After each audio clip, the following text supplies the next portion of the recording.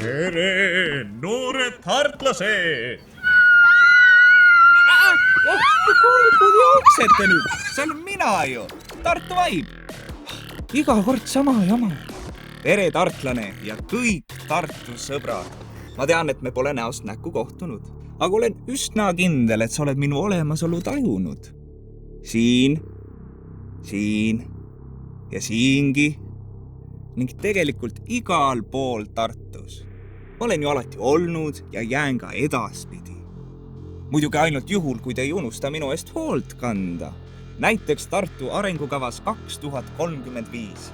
Sest viimasel ajal on mul küll tunne, et Eestis laiemalt, aga ka Tartus unustatakse ära, et mõni asi erinevalt minust peab olema ka käega katsutav.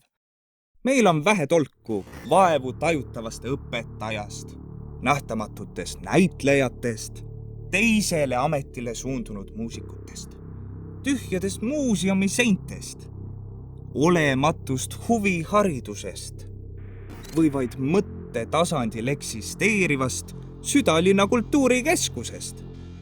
Tartu kodanikud ja külalised väärivad maailma tasemel haridus- ja kultuurielu. Nii et vaata ja kommenteeri, kas uus arengukava annab selleks ka lootust. Ah jaa, 13. juunil olen ma siin, Tartu Ülikooli raamatukogu ees. Päris tõsiselt, silmaga nähtavalt ja käega katsutavalt, et koos sinuga mõtelda Tartu vaimu- ja kultuurielust, aga ka üldisemalt Tartu arengukava teemadel.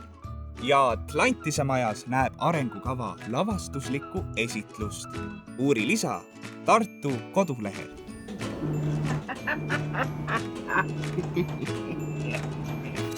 No kes see mängib selle eesriidega? Aivar, sina või?